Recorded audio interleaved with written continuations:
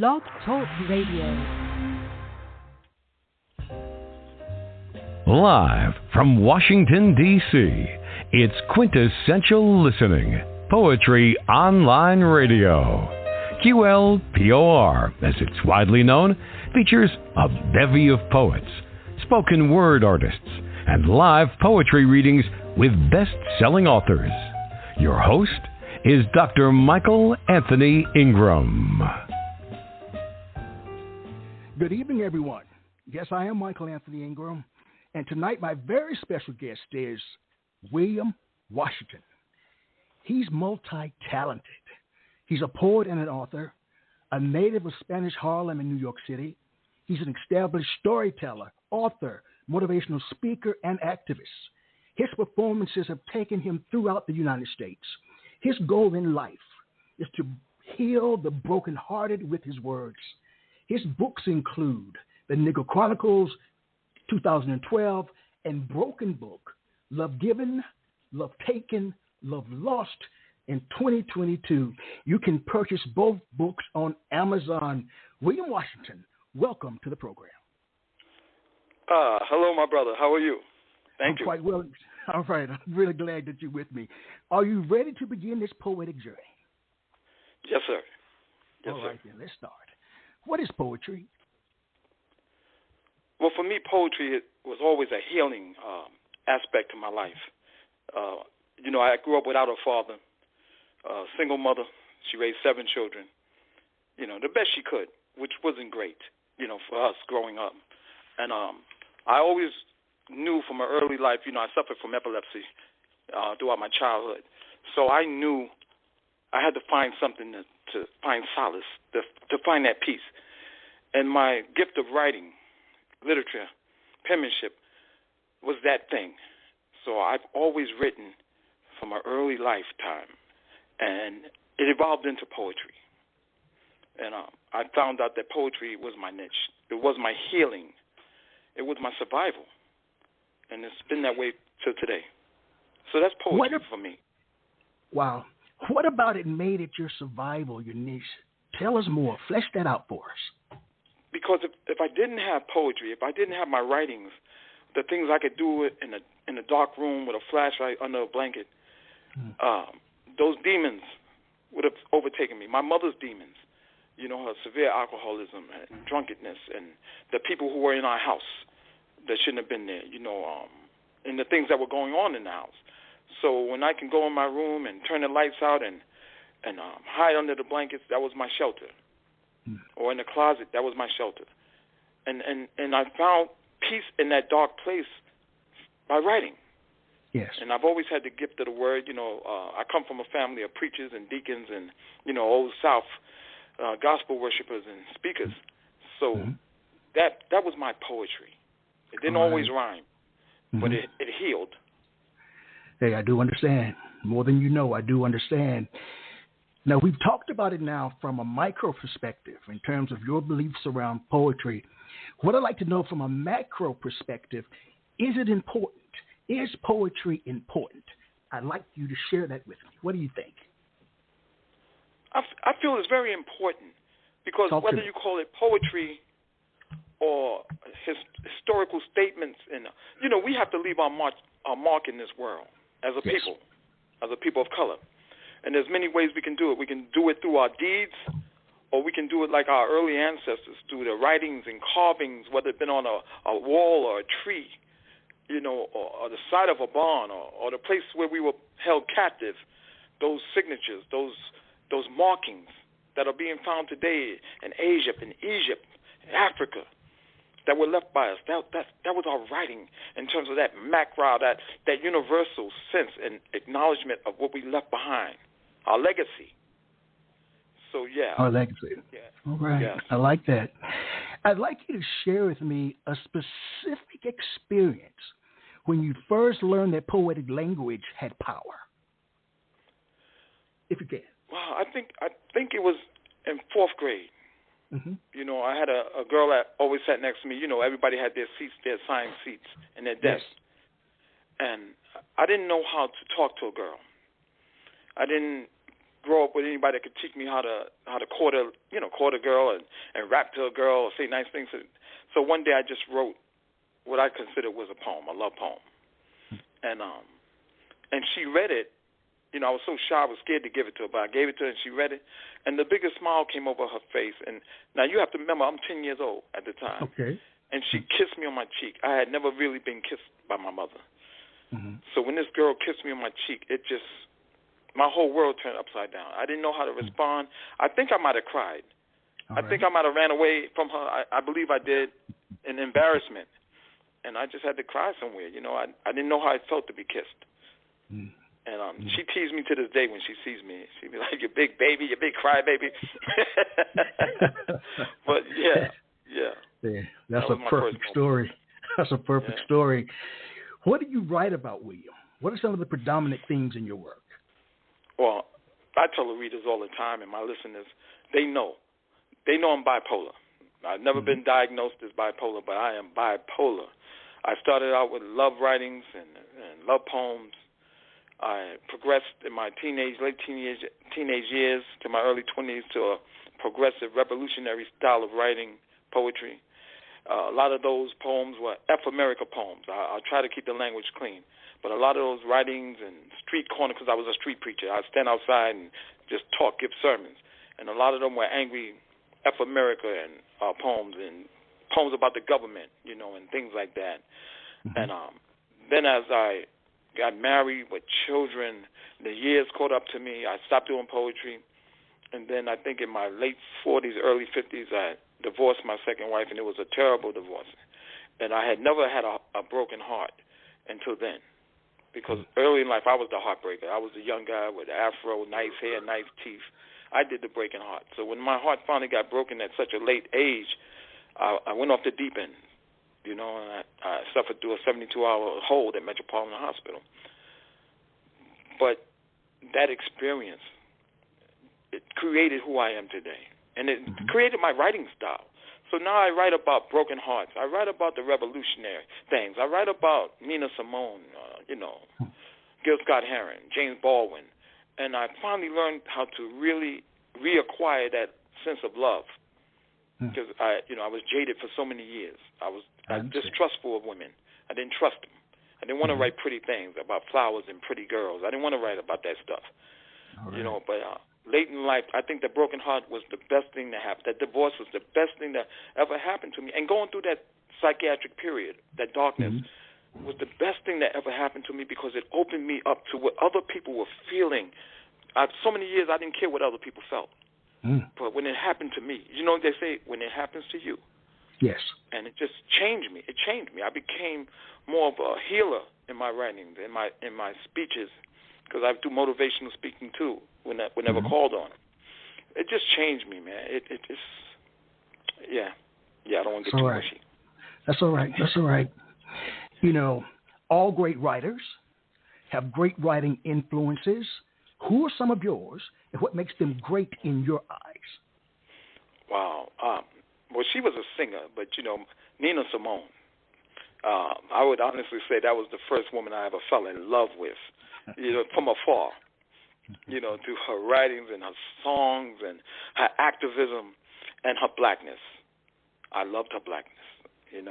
I loved that she was so beautiful and so black.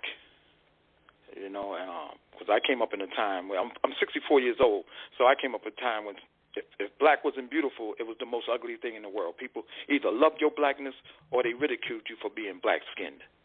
And when Nina Simone came into my life, it just changed me as a man. It made me love my dark-skinned sisters because I was always going for the Spanish girl or white girl, because I'm dark. So I would always go for my polar opposite. But when Nina Simone came into my life, when I heard her sing things, birds flying high, you know how I feel. Sun in the sky, you know how I feel. When those words hit me, and just seeing her do it, that was that was my first experience, my first love. All right. The first one I wrote it. She was my inspiration. Then it was James Baldwin. Then it was Richard Wright. Then it was Gil Scott-Heron. The people we know about, the contemporaries. All right. So those are primarily the artists, the people Yes. that inspired you. Yeah. You know, speaking of Nina Simone, I'm planning a program for this upcoming fall, hopefully, where it's a poetic tribute to Nina Simone, and hopefully you can be involved in some way. You better let me know. I'm there for you. Right. I got another brother out there too who'd like to work with some of the sisters that I'm working with, so it would add a male perspective, and I think that's nice. That'd be really, really nice. Oh, man. All right, I'm your guy. right. I'm your guy. All right. I'm definitely your guy for that. Yeah, man. Back to the focus. William, please share a poem. Everything I share tonight will be from the book, The Broken Book, Love Given, Love Taken, Love Lost. This piece is titled, Letter to Me. Dear Self, man, what the hell is wrong with you? You say you're sad. You say you're blue. Dude, ain't nobody feeling sorry for you. People feel sorry for the man who cannot see. People feel sorry for the man who has no legs. The woman who wants a baby but cannot conceive.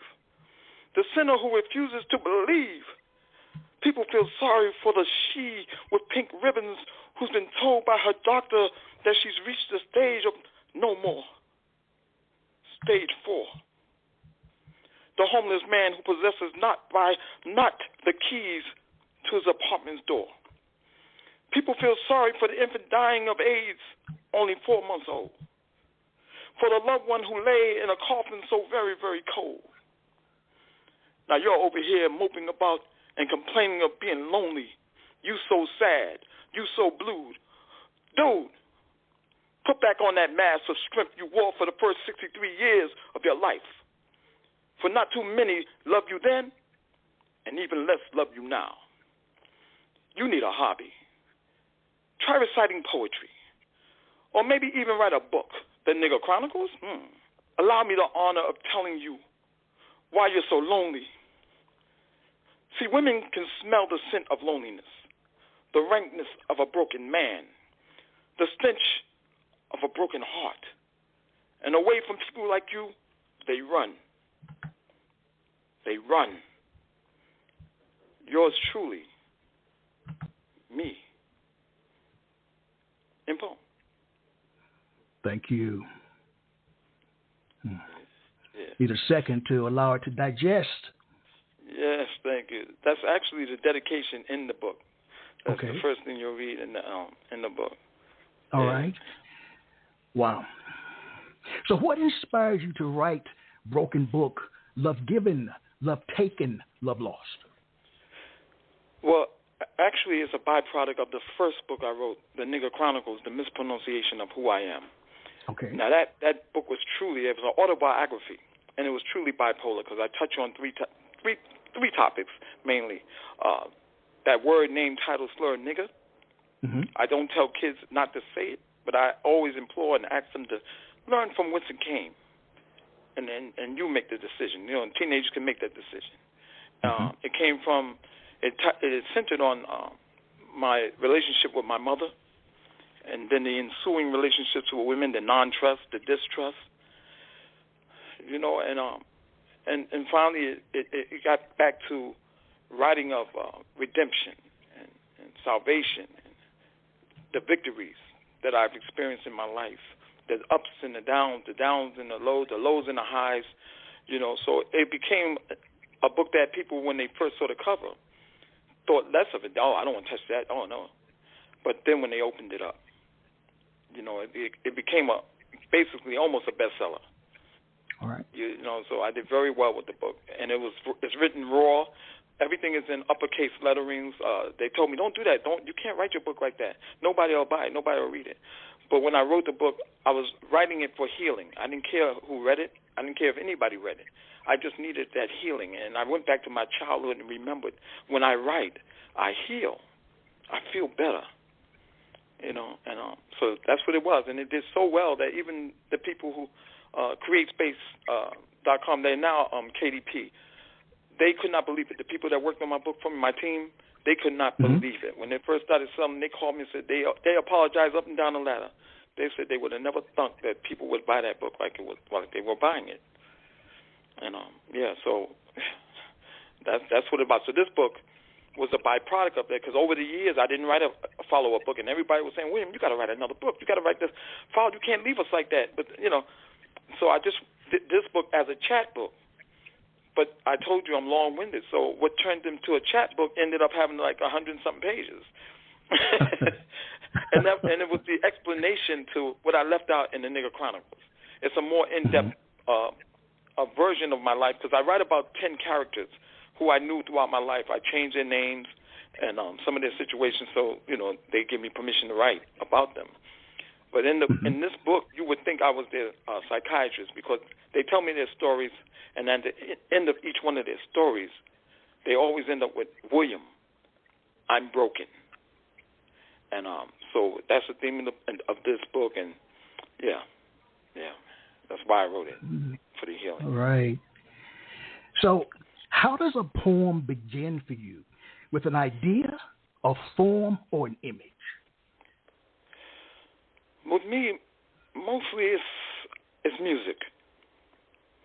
I've been captured by music, the voice, the sound, whether it be African chants, whether it be a R&B song, a gospel song. Those are the things that always drove me to writing and inspired me. So when I hear these songs, even if I watch the news all day, that might not push me to write a poem. But when I hear certain songs from the 60s, James Brown, Marvin Gaye singing of inner city blues, Gil Scott-Heron, man, it always seems to just puts me in a trance and gives me these thoughts, these lines, these words. So music, I would say music, the music from the motherland, black music, and all that entails. So yeah. All right. Please share a poem. My scars. They say our scars remind us of our victories. The world can see our physical scars, but they can't see our emotional scars. The scarring of our mind, soul, and our heart. This they can only see through a relationship with the broken. If you read my first offering, the Nigger Chronicles, the mispronunciation of who I am, you know I was born broken. Epilepsy at 1 year of age. An alcoholic mother who broke my heart every time she drank. Rest in peace, Mom. No father, I never knew that nigga.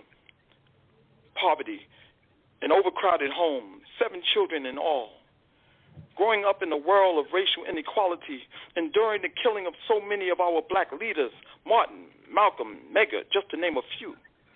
The unjust killings of millions of blacks like me. The murders of thousands of whites who helped blacks like me. The total disrespect shown to our first African-American president of the United States of America, Barack Obama, by the people we elect to represent our needs and to make our Congress work. Many who are not black like me. Like the target on a sniper's gun sight, I could clearly see the wrongs of my life. Her name is Maria, the only woman who really loved me. Yet so defensive and jaded was I when I broke her heart, the heart that made me a man, that introduced me to love, that was proud to claim me as her man, that introduced me to the Latin lifestyle, salsa, arroz con pollo, the heart that called me Poppy and meant it. The heart I would meet every morning at 4:30 a.m., then escort her to her manager's job at the neighborhood McDonald's. Damn, all those free Big Macs. The tears she cried was more than I can stand.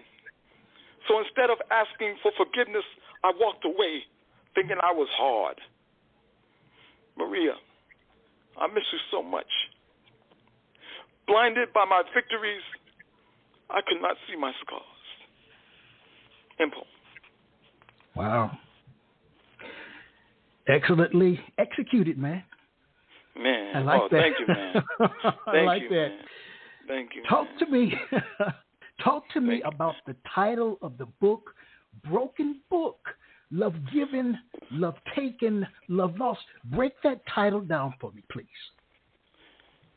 Yeah, the broken book. So all the characters in the book are broken by love in some kind of way.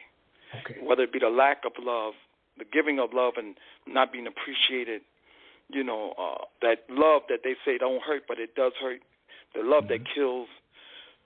So I wanted to write that to like I said, continue with my life's path, and that is to heal the brokenhearted.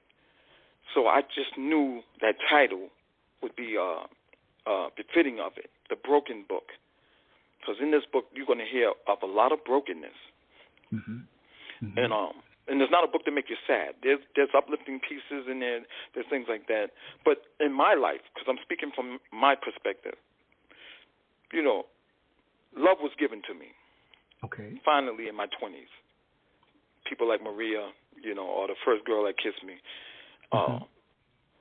And I accepted that love. I took that love. And in my late teens and early 20s and 30s, I was a player. So that love that was given that I took, I lost. Even into my early 50s, I still thought I was the player, the Mac. I had the muscles, I had the good looks, the nice teeth, the hair, and like the story I told you earlier about my life's path. That's what this book is. It's that love that was given to me, it was taken away from me. And then when it was given to me again, I lost it again late in life. Okay. And like I said, it drove me crazy. So I had to write about my craziness. I was walking the street like a homeless person. People was like, William, what's wrong with you? They would see me coming across the street. Because now you got to remember, at the time, I still was very muscular. I've always been an athlete. And I was dangerous. I used to box. People were afraid of me. All right. They would cross the street and run away from me. And then when I got better, when I saw the light, I started to write about my story, and people started seeing the changes in me. And they love me again. To this day, they love me again. People don't run from me. They run up to me and hug me now, or they introduce me to their kids and their grandchildren. I'm loved in my neighborhood again. So, yeah.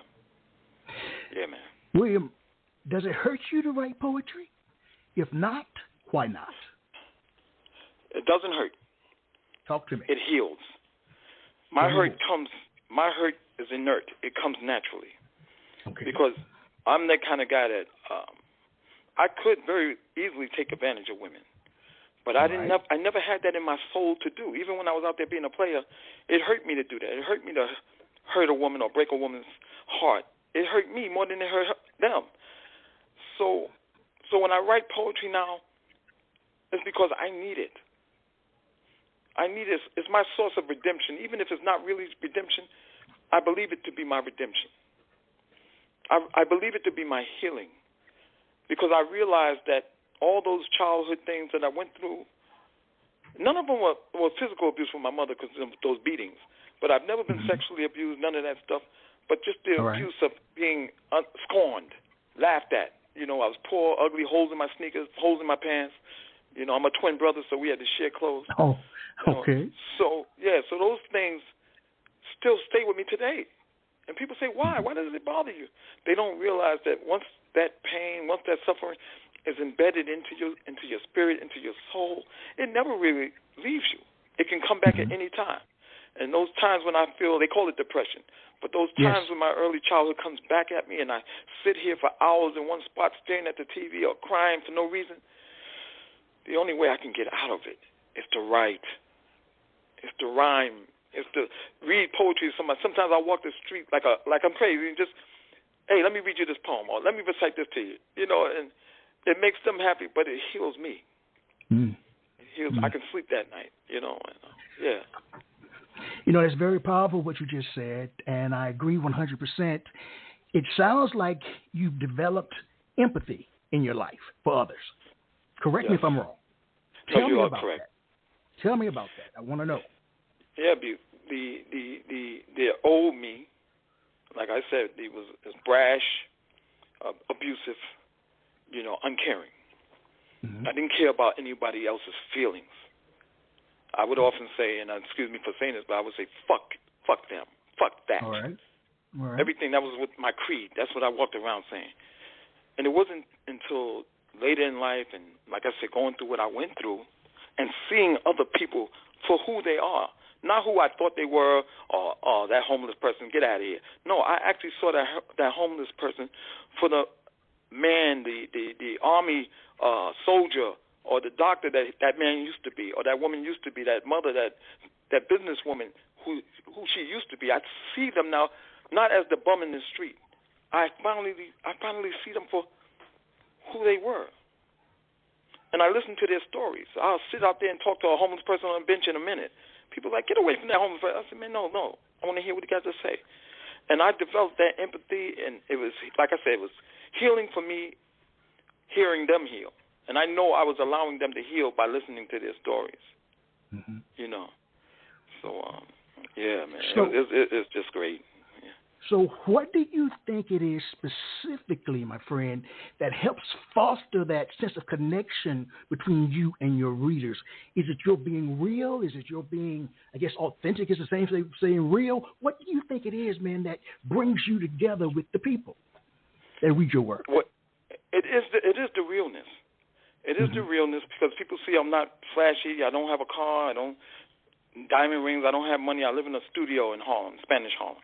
All right. So when I get out there and I talk about it, they know that I'm talking from experience. I'm not, shooting the breeze with them. I'm not being a hypocrite. Mm-hmm. You know, and I talk to them in that manner. And remember what I told you: preachers and pastors and reverends the church runs in my family. Yes. I didn't grow up in the church. But that gift that God gave the men in my family, the gift to speak His word, or speak the word, or or just get out there and be that town, that city's jester. Remember back in the old Roman days, they had the court jesters. Yes. And that's what I can honestly say. The town barkers. That's what I can honestly say. The men in my family were blessed with. We had some of the most prominent preachers and Baptist ministers in the South, and then here in New York. My only surviving uncle now, he retired, but he still does weddings and funerals. He still preaches the word, Mr. Joseph Washington, Reverend Joseph Washington. So I've never been up to church. I couldn't tell you any scriptures and nothing like that, but I've always known God. I've always been able to talk to God through my writings, through my pleas, and through my prayers. I don't even know the formal prayers that people do, Our Father and all that. I don't know none of that. And I'm 64 years of age. But I know I can talk to God when I go into my private place. And I know He hears me. He saves me. Wow. And so these people feel that. And I know it is, because too many people tell me that. I try to stay humble, but they always say, man, you touched me, man. You did something to me, man. When sometimes when I perform open mics and features around the country, it's a crying session sometimes. People just, if I'm not making them laugh, I'm making them cry. All right. Can you share anecdote, a story about a particular poem's impact on someone's life? Was it one of your poems that stands out, man, that you knew that it reached to that someone heard it in a different way, in a deeper way? Well, I would say my early poem, I probably can't even remember it now, but it was titled "Nigger is a Rock." Okay. And I spelled nigger Nigger. And when I performed some of it, people was like, "Where's he going with this?"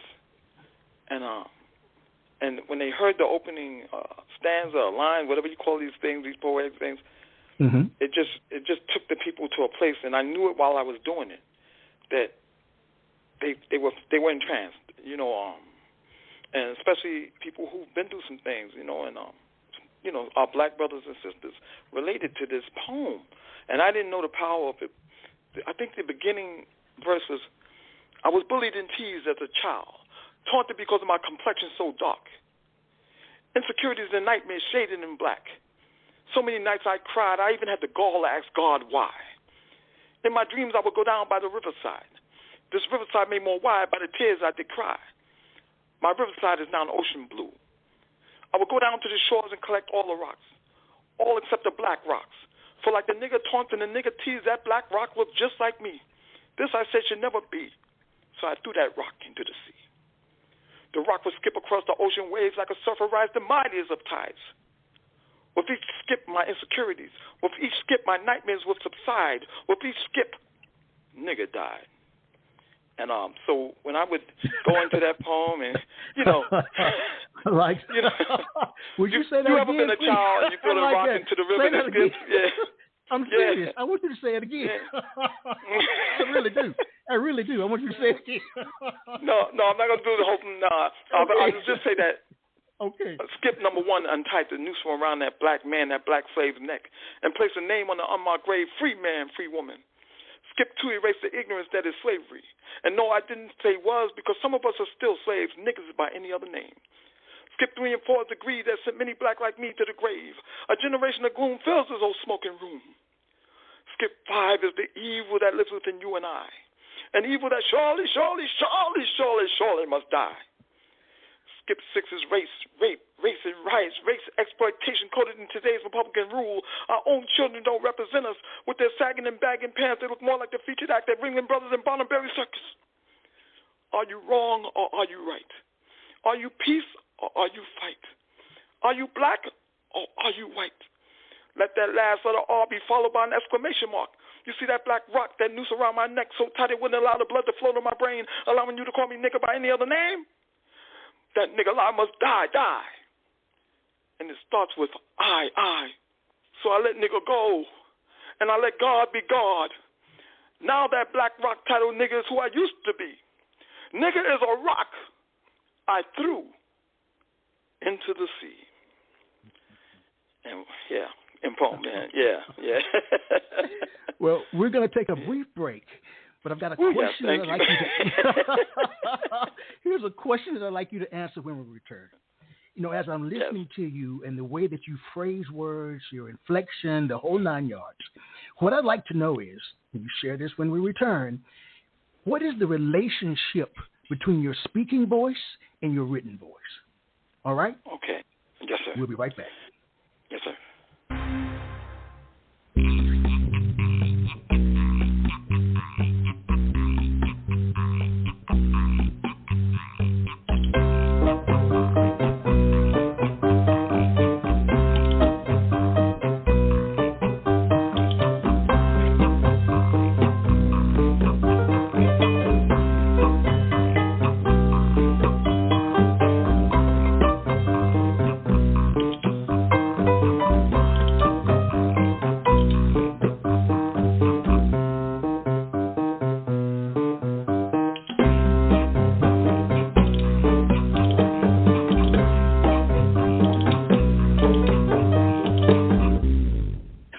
We are back.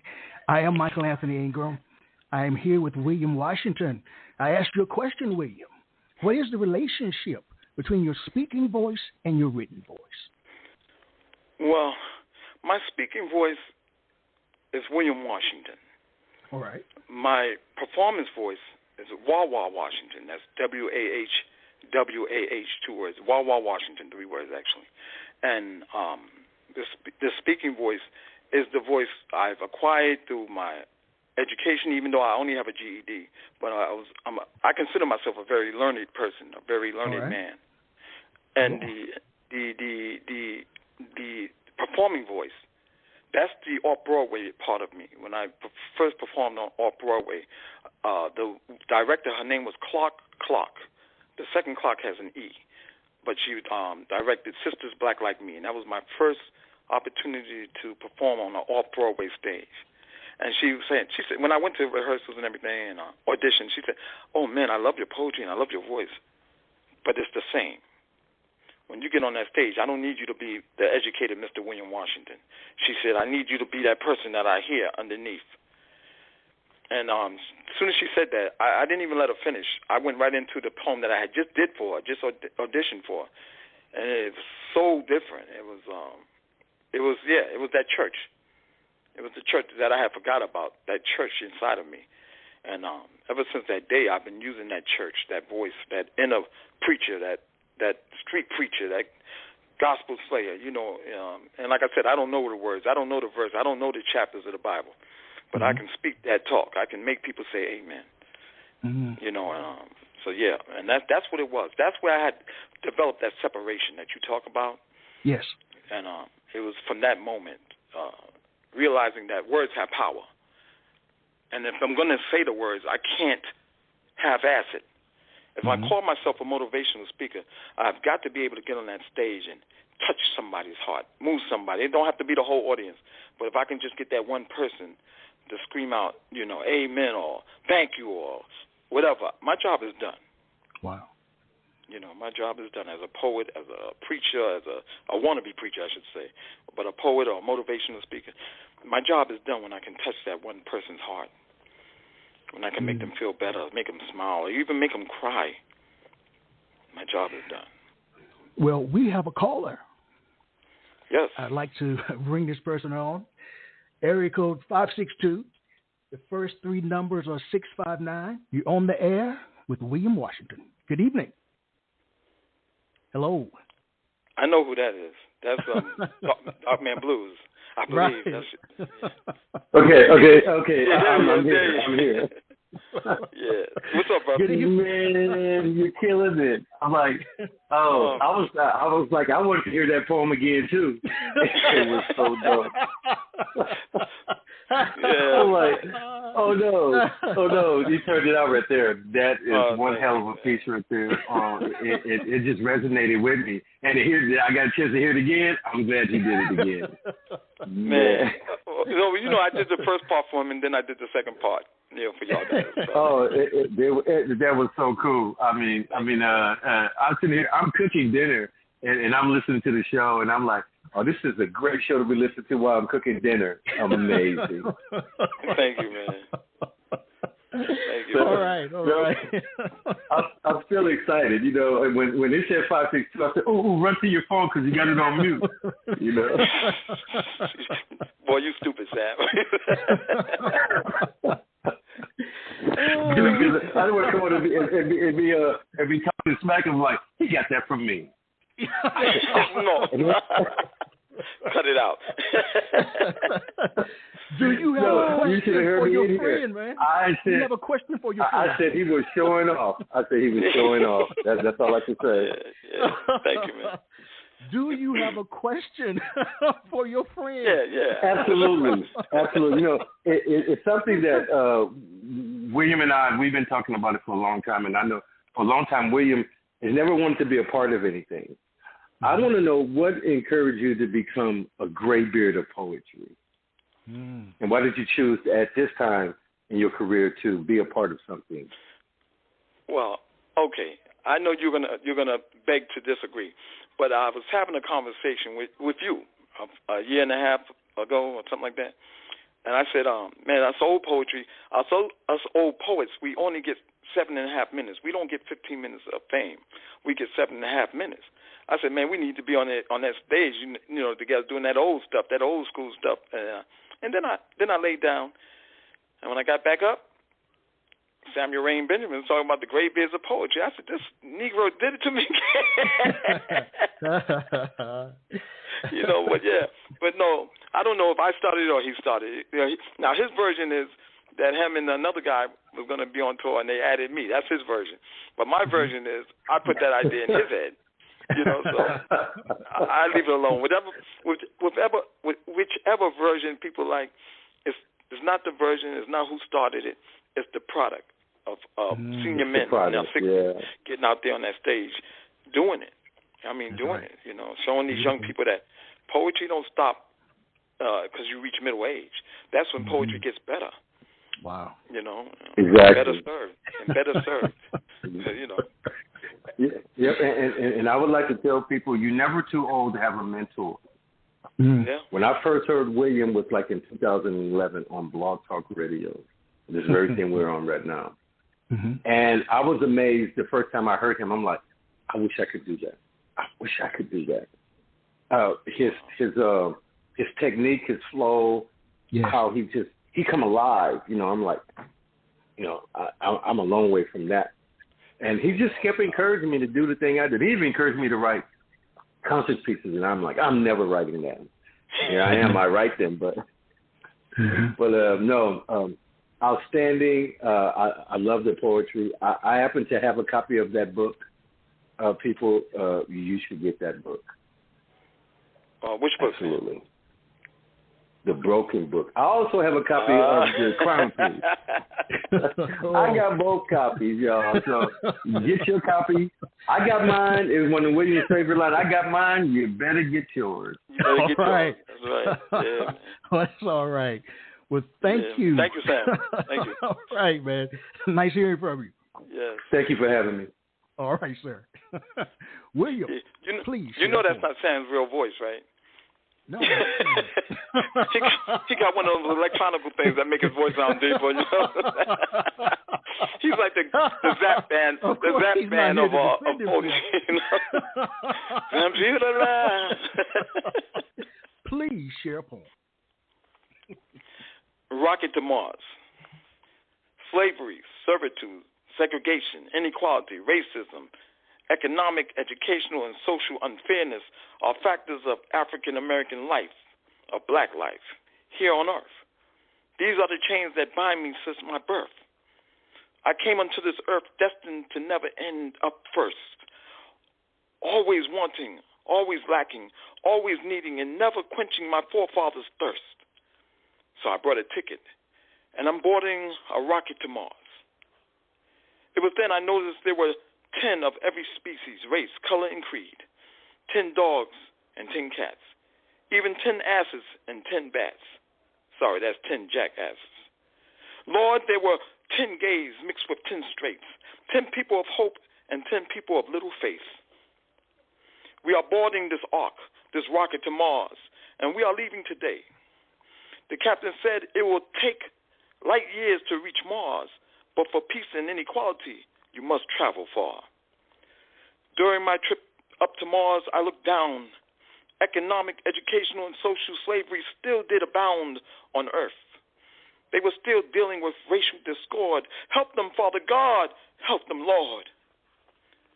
I asked God, when I get to Mars, will I end up first? Will I quench my forefathers' thirst? God said, son, I didn't put you on earth to quench a thirst or to come in first. I put you on earth to simply run this race. I then did thank the Lord for his amazing grace. I'm on this rocket headed for Mars, a place with no laws, no jails, with no bars. There are no buses and no cars. There are 10 people of every species, race, color, and creed, 10 dogs and 10 cats, even 10 asses and 10 bats. Oh, and 10 gays mixed with 10 straight, 10 people of hope and 10 people of little faith. So when I get to Mars, I'm going to call Earth and tell my brethren that I did not end up first, that I found an evenness in the number 10. I found racial, social, economic, educational equality, a place where no one loses and no one wins. Now, I know this trip will be long and far, but I'm staying on this rocket until I get my equality, until I get the victory, until I get to Mars. In poem. All right. In poem. When you write, William... Okay, I'm sorry. Please continue. Can I just say that piece was not from the Broken Book. That's from the Nigger Chronicles, the mispronunciation of who I am. Yes. Yeah, I was hoping you'd read some pieces from that book. I was going to ask you to, so I'm glad you did. Yes. Yeah. So when you write, who leads, you or the poem? It's the poem. Who's in the driver's seat? It's the poem. It's the poem. It's the poem, because when I write, I do the physical thing of picking up the pen and getting the paper. Mm-hmm. But it's the poem, it's the spirit that lives within that poem that drives me. So everything that I feel inside, that I'm experiencing, that's moving my soul, physically I do the action of putting it down, writing it, or typing it into my phone. But it's those words, it's those spirits that's inside of me, that feeling that leaves my pen and puts what I'm feeling, it puts it on that paper. It puts it to paper. You know, it's like I could close my eyes and write a poem, because when I open my eyes, that feeling will be on that paper, that inspiration, that pain, that sorrow, that love. So it's the poem that leads me to write. Has a poem you've written ever humbled or frightened you? Well, there was a poem and I'm trying to remember the name of it, but it was one of my very first pieces. It was Black Power. Talk to me. And it was a powerful poem in my view, because it was a poem to motivate. But I realized shortly after that, from doing it, that it was also a poem that stirred up people's emotions, people's hatreds, people's biases. Because in the poem, I might be talking about a girl with tattoos on her body. I might be talking about a boy, with his pants sagging. Or some man or boy who came out of jail, changed. Jail can change you. You might go in, straight, strong, and you might come back out bent and weak. And it touched on those things, and people started to rise up because we were going into the age of Me Too, of everybody coming out from their demons, from their coming out with their homosexuality, their freedom. So people were coming out with their freedom, and here I am writing a poem that can sound demeaning. It can sound like I'm criticizing their coming out. All right. And, so it frightened me, the fact that I was getting so much from one circle I was getting positive feelings for, and then on the next group of people I was getting hatred and threats. And all I was trying to do was inspire my people, because the name of the poem is Black Power. And and it was my people who were giving me the threats. My people who may have did a bit in jail and didn't like what I used, or a young lady who into the fashion of today with the tattoos and the jeans hanging and you could see the crack of their butts. They took exception to that. So it was something that I was afraid to do for a while, and I've done it, and But matter of fact, I'm lost for words. Let me give you the first line. All right, sounds good. Ya ya ya, ya ya ya. Who out there talking about black power this day, this time, this hour? Who out there talking about black power this day, this time, this hour? When a black man, a black king cannot pay his bills, he is demeaned into watching as his black woman, his black queen goes out and pays the bills. She now wears his pants. He's reduced to being daddy daycare. And y'all know that shit ain't fair. Who out there talking about black power this day, this time, this hour when our sons are sagging? Now, some do it as a fashion statement, but some do it as a coded message promoting homosexual consent. This they learn while in prison with their asses up and their wrists bent. Who out there talking about black power this day, this time, this hour when our daughters are way out there? I say, who out there talking about black power this day, this time, this hour when our daughters are way out there? Tattoos, piercings, apple-bottom jeans, all this before she is 16. By the time she is 18, she is the neighborhood whore. It seems like no one loves her anymore. Lord, Lord, Lord. Who out there talking about black power? We got to take our neighborhoods back. We got to start a ground attack. We got to remove all the liquor stores out of our hoods and replace them with stores that sell low-cost goods. And I'm not talking about weed spots or crack cocaine parlors. It's 2023, and crack is whack. Who out there talking about black power this day, this time, this hour? Dig this here. We got to fight the man. But we must be careful, for his weapon of choice is the color green. And without that color green, there's no white power, no black power, no euro, no peso. And dig this, we don't mint the money, we don't print the money, and we barely get to spare the money, spend the money. So who out there talking about black power this day, this time, this hour? Who out there talking about black power this day, this time, this hour? Who out there talking about black power this day, this time, this hour? I am. You are. We are.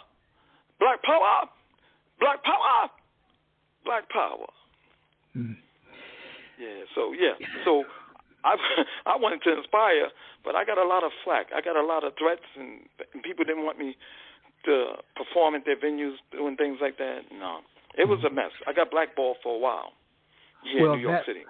Actually, that was going to be one of my questions, and the question is, have you ever faced challenges or criticisms for the way you approach certain sensitive topics in your poetry, and how do you navigate those challenges? Well, here's the thing. I had to realize, because when I first faced that backlash, I was humbled. I was brought down a notch. I was afraid to do my poetry at certain places, even the places that didn't blackball me. I was afraid to do pieces because I said, wait a minute, There's too many white people sitting in this audience. I can't do that one. Or there's too many Christian black women sitting here. I can't do that one. Or this is an erotic mic. I can't do that because I can get nasty when it goes to erotic. Since I said I didn't want to do that. I became a victim, a captive to my own poetry, to my own workings, my own sayings. I became a prisoner. But then I realized that to every side there's two sides to every coin. So for the people who didn't want me saying this because of this or that, I had to realize there are people who needed me to say those things. All right. And I became selective. I learned to study up before I go to an open mic. I learned to ask questions like, well, what kind of, is this a clean mic? Just like I asked you, is this a clean mic or this? Can I say this? And then that brought back my power because when I started going to places that accepted my type of poetry and spoken word, I was reborn. I was saved. And I've been saved since because now I've got the power to even change the minds of those who persecute me. I turn my enemies into my friends now with my poetry and spoken word. So yeah. So what advice then would you give someone who's brand new, attempting to find his or her way out there in terms of the poetry world and connect with readers and go to open mics and do these different things? What would you tell them to do to be self-aware enough to be able to do what they do, if that makes sense? Well, first you have to be studious. First, you have to study. You have to study. And this may sound demeaning what I'm about to say, but you have to know how to read. If you're going to be a poet, you have to know how to read and how to write. So before you do that, you sharpen up your reading skills. There's drills. Even if you say the alphabet over and over again, there's ways to practice your pronunciation and your syllabalization of words. Start on the ground level. Take yourself to school. Get a thesaurus. Get a dictionary, and learn the pronunciation of these words, how to say it. And then the easy part is actually now performing and writing those things. Once you learn how to open your mouth and speak properly, you ain't got to sound like no educator. But if you learn how to, I can't say that word with my false teeth in my mouth, syllabalize and pronunciate and enunciate. Now, singers enunciate. We pronunciate. But as a poet, you still have to know how to enunciate. How to bring that one sentence to the next sentence. So even if I say, yeah, who out there? I gotta know when to say, who out there talking about black power this day, this time, this hour. I got to know how to flow it. So as a poet, an early poet, I would tell you, don't be afraid and don't be intimidated when you go to these open mics and you see these upper-level poets. Do not get intimidated.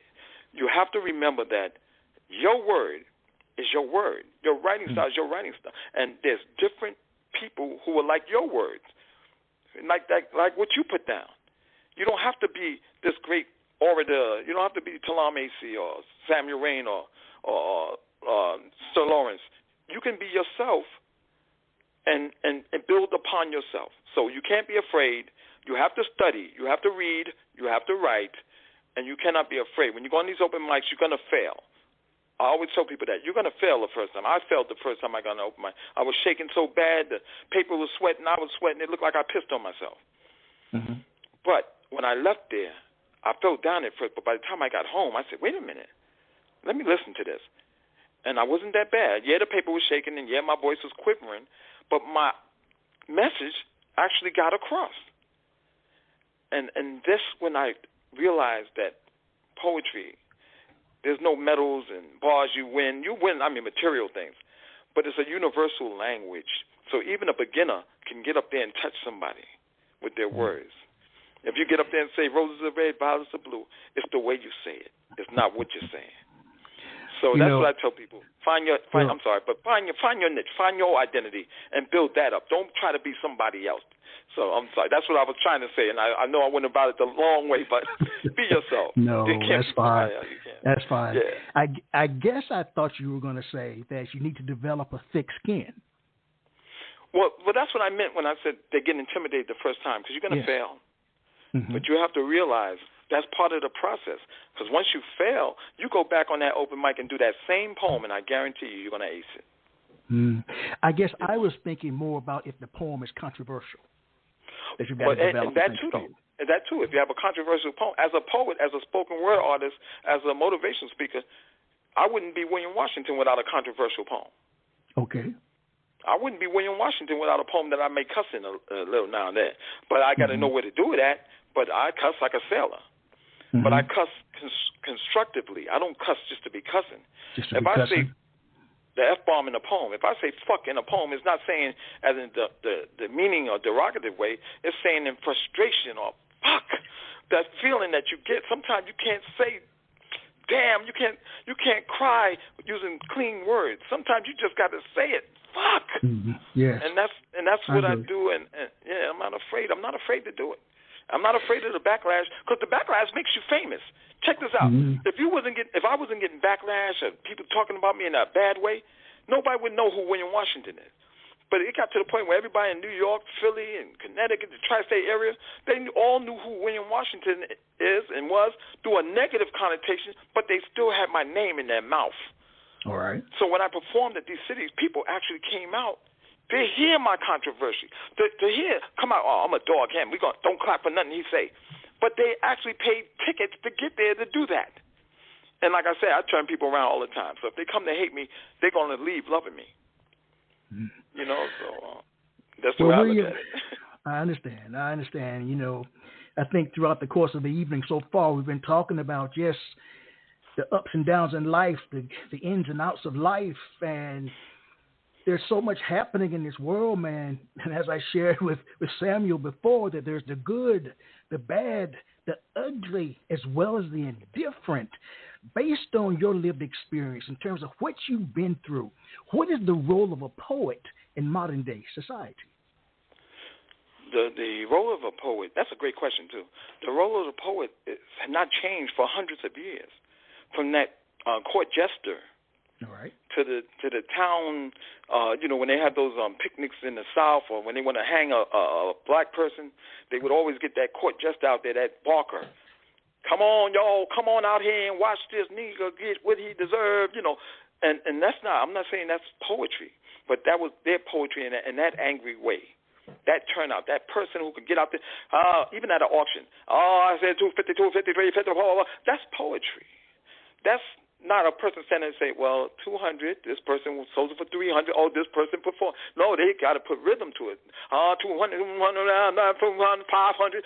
That's poetry. That's spoken word. And so now through the ages, even through our president, our first black African-American president, Obama is a poet.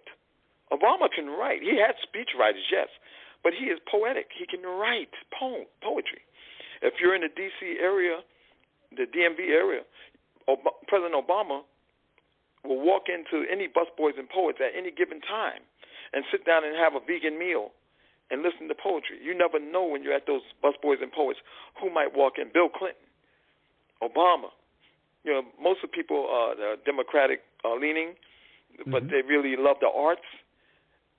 So that barker, that town person, that poetry has not changed even from today, that spoken word.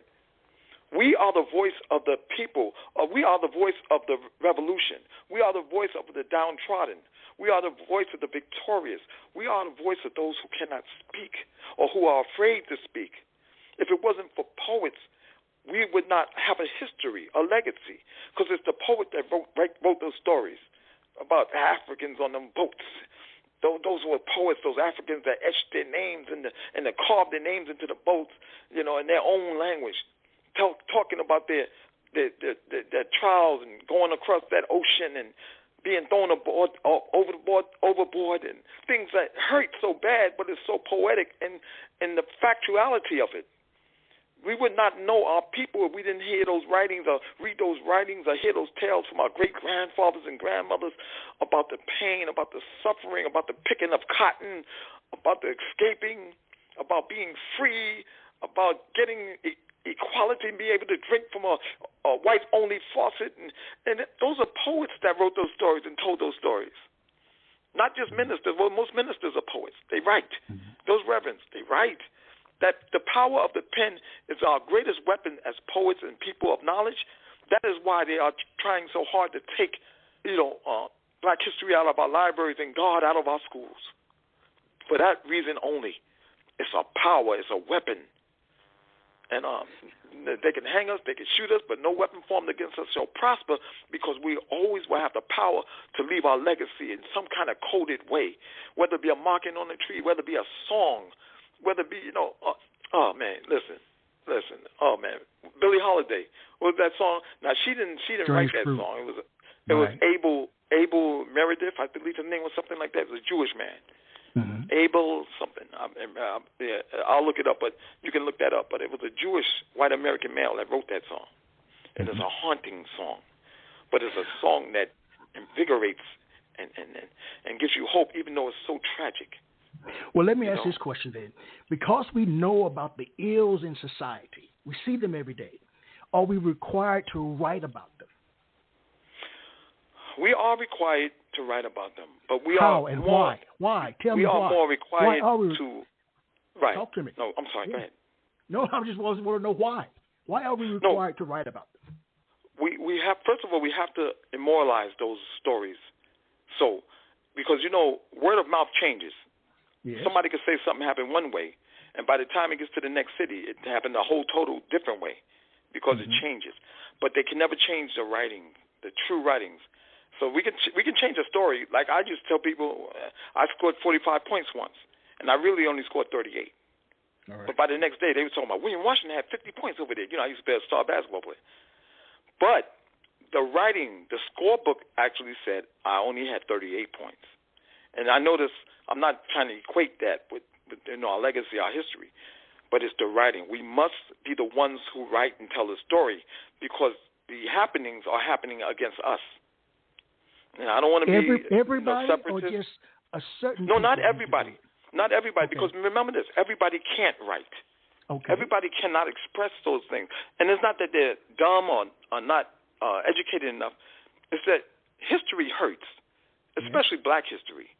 Mm-hmm. Black history is a hurting thing, so it takes a special kind of man or woman to be able to put it on paper, to make it historic. What if I just want to write about the rocks and the trees and the flowers? But that's fine. That's poetry. Okay. That's poetry. That's beautiful poetry. But I guarantee you, when you write about that rock, that rock may be 1,000 years old. Okay. So that rock has a history. So who's going to write the history about that rock and that flower? It's that special person. While you just write about a rock and a flower, generally, there's the same person that's going to take your writing and write about the history of that rock or the evolution of that flower. And that's the poet. That's what separates a writer from a poet. A poet has a foresight that normal be a superpower, a foresight that normal people just don't have. Okay. My brother can't write poetry at all, and that's my twin brother. I'm a minute older than him. He can't write poetry. He can't preach like I can preach. But he can fix anything that needs to be fixed. He's excellent vocationally, but I was the one that was born with the voice, the artistic strength. But my brother is stronger, had hands like a bear, and we twins, and one of his fingers is 3 of mine. You dig what I'm saying? So he's a mighty powerful man in his own right, and I'm powerful in the fact of my words. Please share. So, old rugged cross. On a hill far away stood an old rugged cross. That cherished cross. Wait a minute, excuse me. Let me start again because my glasses fell off. Sorry, y'all.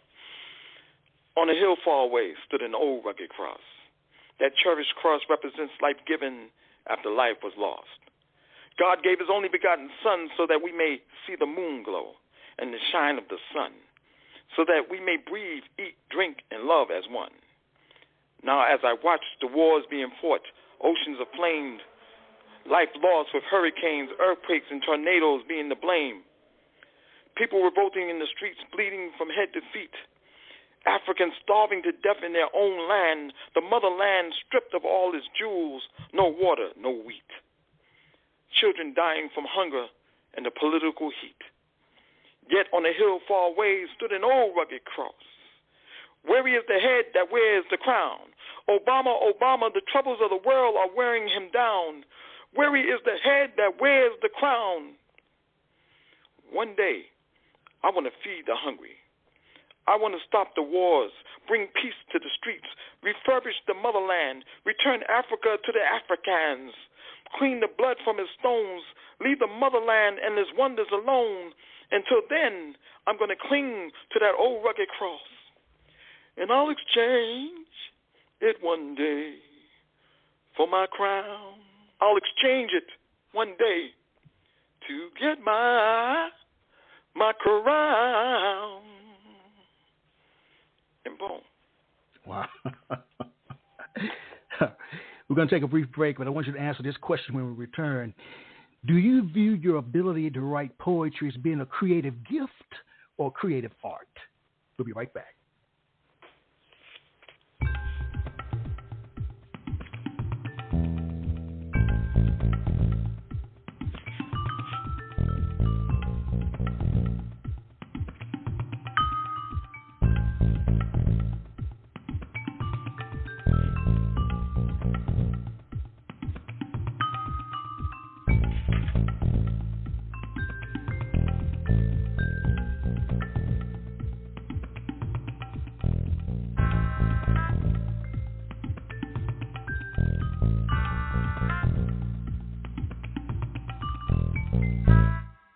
We are back.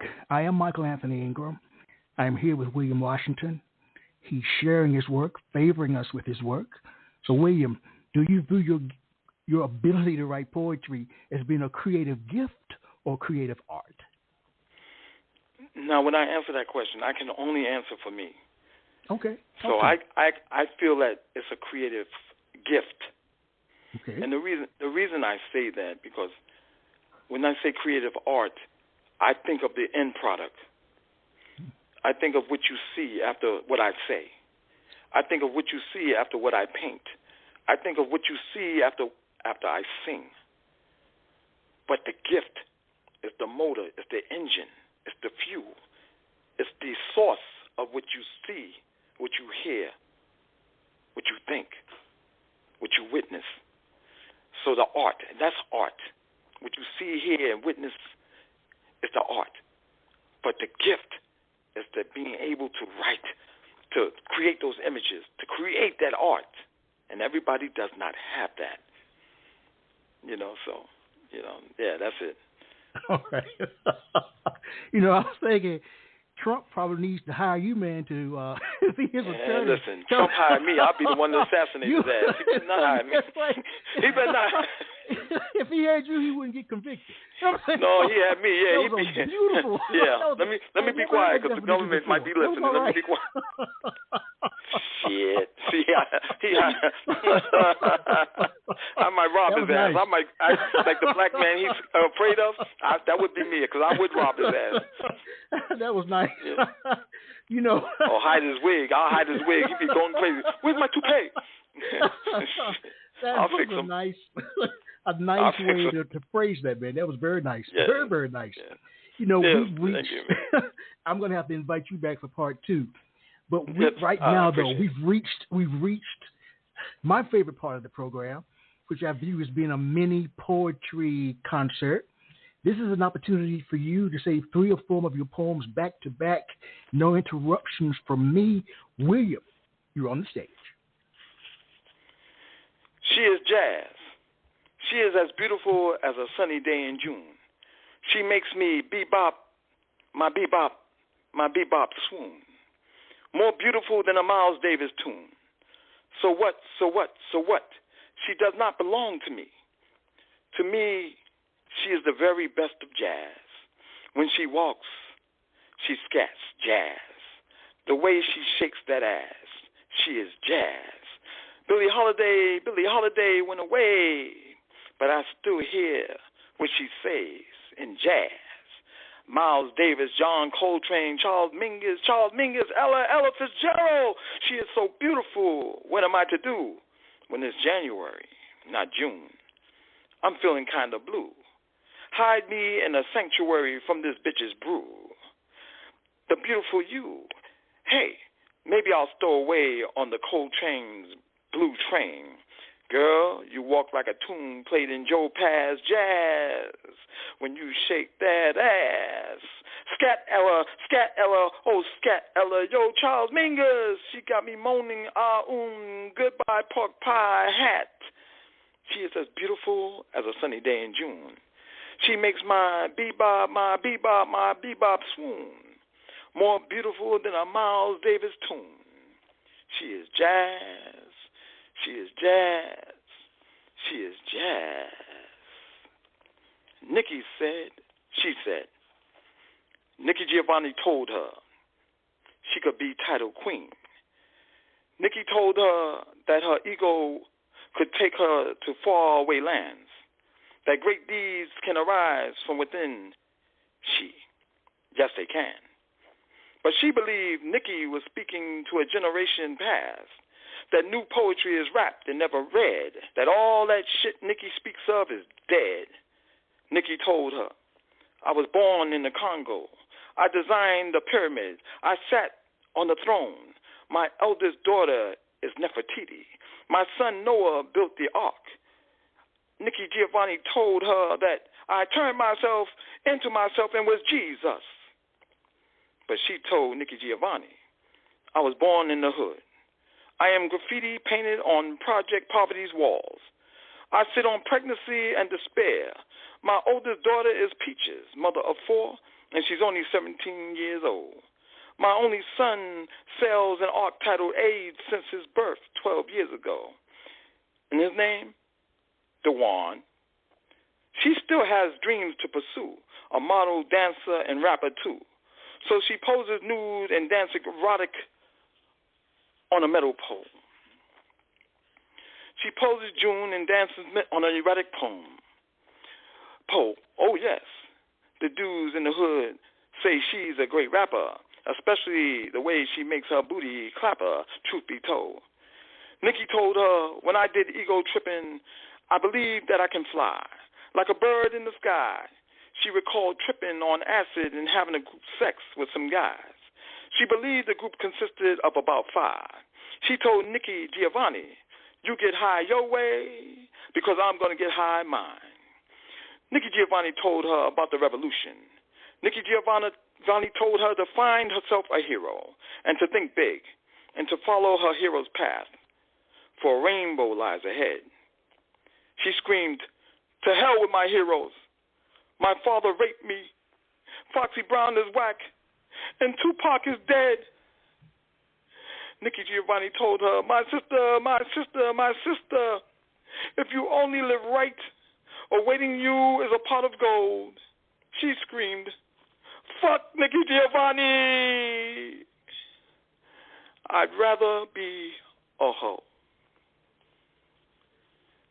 I want to tell everyone here tonight how grateful I am, and I'll try to leave you with something a little more forthright, something for a woman.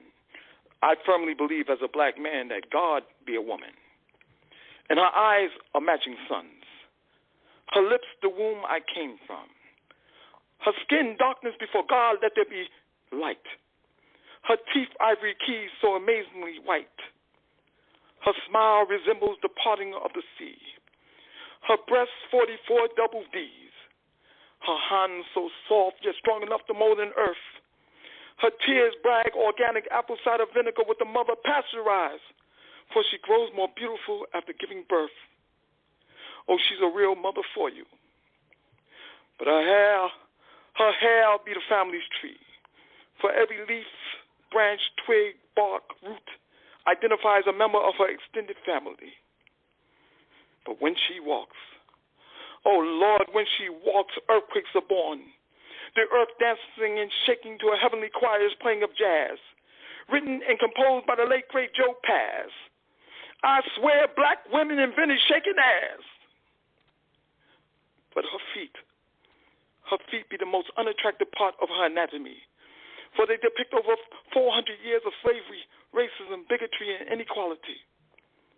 But I am honored to rub a black woman's feet over and over and over again. What does a black woman look like to me? She looks like God. She looks like love. She looks like you. I'm William Wawa Washington. Ashe. Thank you. Wow. Thank you. Hey, look, I got to apologize for the Nikki Giovanni poem. I was reading it, and my damn partial almost flew out my mouth. So I had to try to play catch. I'm in the middle of some dental work right now. No, that's all right. They know me. I keep it real. I'm in the middle of some major dental work, so I got a partial here until I get my real teeth. So I was getting into the poem, and that damn thing flew out. I said, "Oh Lord." Do you think you were meant to be a poet, man? Yeah. Are you destined to be a poet? Tell us why. Yeah, either that or a preacher. But okay, I was meant to be a poet because to be so young and to have that foresight and that dream, that desire to write, and it came from nowhere. Mm-hmm. Like I said, I was always depressed when I was young. I didn't know it. Dealing with epilepsy, you become an outcast. You can't hang with your friends. Nobody wants to hang with you. They're afraid to hang with you. You might get sick and start shaking all over the place. So when this power came to me, I always remember. It's like the sun came out, but my room was dark, pitch dark. It was nighttime, but the sun came out, and I realized to write. Something just said, keep writing, keep healing, keep writing. You may not be the guy that can go to parties and dance because my mother wouldn't let me, and I was always getting sick. You may not be the great player, but you can write better than anybody that you know. And that's how it's been since today. What surprises you most about being a poet? The effect that it has on people. Okay. Honestly, that's right. The effect that it has on people, and that the way that the people see me. Now, I'm just a normal person. I'm 5'8", 200 pounds, something like that, 190. But people see me as 6'5", 200, 300-pound Adonis. That's what I thought, to be honest. When they meet me in person, they say, "Where's your brother?" I said, "What brother?" They talking about William Washington. I said, "I'm William Washington." They said, one lady told me to my face, she said, "You's a liar. William Washington is 6'5", and he's handsome." I said, "Ma'am, I'm sorry to disappoint you. I'm William Washington." Yeah. This happened in Albany. I was performing in Albany. And a Facebook friend of mine that lived out there said she's going to be at the show, and I said, fine. Oh, yeah, I got her a ticket to come in and everything. Mm-hmm. And so she looking around, and I was the only one sitting there at the time before the show, studying my poetry and stuff. She said, "Can you tell me where can I find William Washington?" I said, "I'm William Washington." And she went off on me. "You ain't no damn William Washington." My William Washington is over 6 feet and all. I said, "Well, womp, womp, womp to you, because I'm William Washington." So that amazes me about poetry. The power that it bestows upon you. It gives you like this badge, this cape, this S on your chest. And you didn't ask for it, but it's given to you by your followers, by your listeners, by the people who love what you say and do. They crown you their king, their superhero. So I'm now a 64-year-old superhero. All right. And I carry myself like that. I like that. So with your work, are you attempting to reach a broad range of readers, or are you targeting a specific audience? I used to want to reach that broad scope of listeners, and I do that just in general. But now, for the last 10 years, I've been specifically targeting women, black women, because for a long time I didn't care or target for black women. I had those issues. Mm-hmm. And when I realized that those black women were not my enemy, they were my friends. They were the ones who was going to love me and come out to see me perform. And I opened my eyes one day on stage, and I saw nothing but black women. And this is a true story. I was standing on stage, and I saw a bunch of black women. I was at the National Black Theater in Harlem on off-Broadway stage. And I realized for the first time, those are black women that's cheering for me, that ran to me after the intermission trying to buy my books. All black women, black and brown women. And from that day forth to this day, I target black women with my writing. I dedicate everything I do to that black woman. Wow. What do you think, in a nutshell, briefly, that you learned about yourself from writing these 2 books? Who are you as a consequence of writing these books? The first one in 2012 and the second one 2022. Well, the first question, I learned that I can love and that it's all right to love and that love will not hurt me. I learned that. And then as a consequence of writing this book, like I said, I became something that is above that average Joe. I'm no longer average Joe. I carry a great responsibility with me when I leave my house every day because I know people are watching me. Everything I put on Facebook or Instagram, I have a great responsibility to make sure I inspire and not beat people up, not bring people down. If I'm sick, I had COVID 3 times during that period of COVID. And even through those times, I was still hosting shows. I was still writing poetry. I was still trying to make people feel better while I was sick. When I had my prostate issues, my prostate disease, I don't talk about it. I don't give cancer that power. But I remain steadfast in the fact that my objective was to heal and make people feel better. Never let them see me cry. I never let anybody see me sweat or see me in need. Only my closest people can see me in need. But my thing is to honor that cake that these people bestowed upon me, to honor this crown that they put on my head every day. Even when I think people are not watching, I have to be that guy. I have to be that king that they call me. And I can be my weak self at times. There's times when I can cry. I can let down my guards. I can be humble. I can be needy. But in general, I know this is who I have to be. I have to be that superhero, that poetic superhero for my people. All right. As I shared at the very beginning of the program, that your books are available on Amazon. So my very last question, my friend, is what's next for you? Where do you go from here, creatively? Well, creatively, I'm touring with the Great Beards of Poetry, prose and spoken word, mature prose and spoken word. So that's opened up a new door for me in my poetic life because I've traveled poetically solo. I've never been part of a team, a touring group. And last year we did that with Samuel Rain Benjamin, Darkman Blues, Mr. Speaker Sears, Mr. James Sears, Sir Lawrence, James. Printer? I've got it. Yeah. Thank you. He'll be here next week. He'll be here next week. Yes, he'll be here. He'll be your feature next week. But we went on tour, and there was such a opening. It was such like a rainbow just came up to see women and men of our age reliving our past while we're giving them our past, our loves, and they were living it while they're sitting there listening to us. I remember that. James can tell you, and that I was performing at the Broken T with the Great Beards, and I said a line, and as you can see now, I get brain locked sometimes, with my memory and everything. But I said a line. I said, "Your body's here with me." And before I could say the next line, the whole room sang out, "But your mind is on the other side of town." That OJ song. And it just brought so much joy to my heart and to everybody in the room. So this is my new thing now. This is traveling and learning how I have to learn how to share.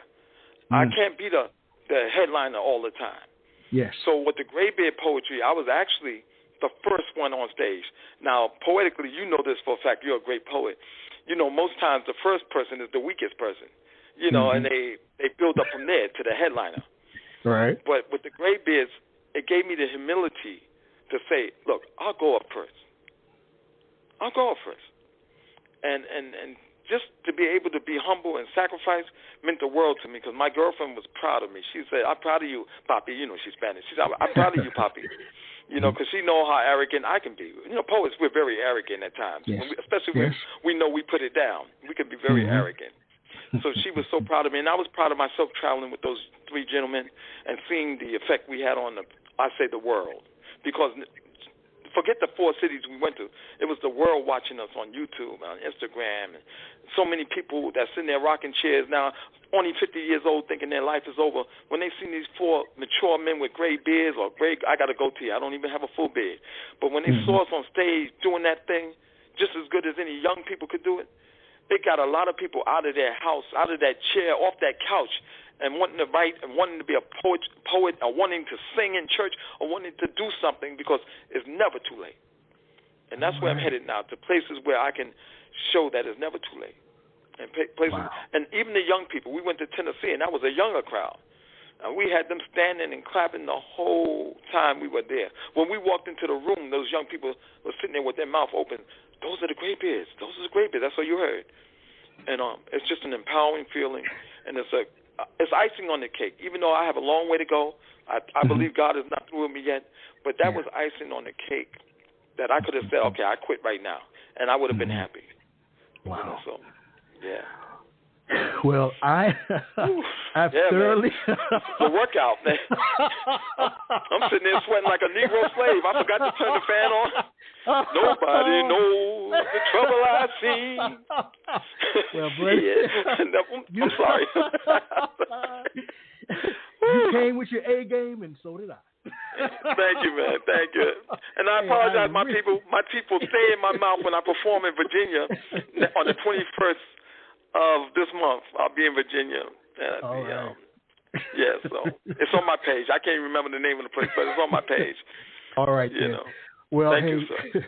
You're a phenomenal poet, so and I much. wish you nothing but the best. And I think what I'd like to do, if the Graybeards are willing, I'd like to invite all of you on for an evening. I'd like that. You know we was waiting for you to say it. You know, come on, man. I told you that when Sam featured. I was like, we all part of a great. Yeah, I did tell you that, didn't I? I said, now, it ain't just Sam now. Come on now. Maybe during the winter months, that'd be a nice holiday treat for the three of you. Yes, it would. It's just three, right? Oh, it's four of us. It's always four of us. Yeah. Actually, there's five, but one of them we're working on his schedule because he has a 16-year-old daughter, so can't leave her home. He's gonna come back with granddaddy. You know, So we're working on all of you to come back. I want everybody to come back. Can I just say this, please, sir? Please let me just say this. I want to thank you for not just having me on the show and having the Graybeards on the show, but I want to thank you for what you do for the poetry world, the world of literature. I mean, you may not think it's a big thing, but so many people talk about your show. When I first heard your show, I was amazed, and not just this format, but by the questions you asked, the piercing questions that you asked Sam. I said, I want some of that shit. I wanted that challenge. And I mean, and you may not think your work maybe you think is in vain, but it's not. You are inspiring a nation of potential writers, poets, speakers, because we have to be put to a test to know if we can stand the heat. Right. And I appreciate what you do, my brother. And you do it in such a good way. You can ask a piercing question, and I would never say, he tried to get a gotcha question. No. I would say that question made me better because it made me answer it better. It made me think. It made me dig into my soul to be able to answer that. And I so thank you for that. Well, you know, after almost 400 shows, man, I'm kind of running out of steam, to be quite honest. Oh, man, you good. You need an award. I don't know. Did you get an award for this? You need one. No. But so we can talk about it all. You sound like Little Richard. Ain't nobody give me no award. No. I've never received an award. But no. Ain't nobody give me no damn award. No. Being out here with my people. That's all I need. And on that note, probably for more than one reason. But I want to thank you. Yes, sir. Thank you too, man. 90 seconds left. Thank you, and to the listening audience, as I share with you every single time we're together, let poetry ring somewhere throughout the land. Good night, William. Amen. Good night, my brother. Thank you. All right. Bye-bye. Quintessential Listening, Poetry Online Radio, is available on iTunes, Spotify, SoundCloud, and Stitcher. You can also check out the website at QLPOR.com.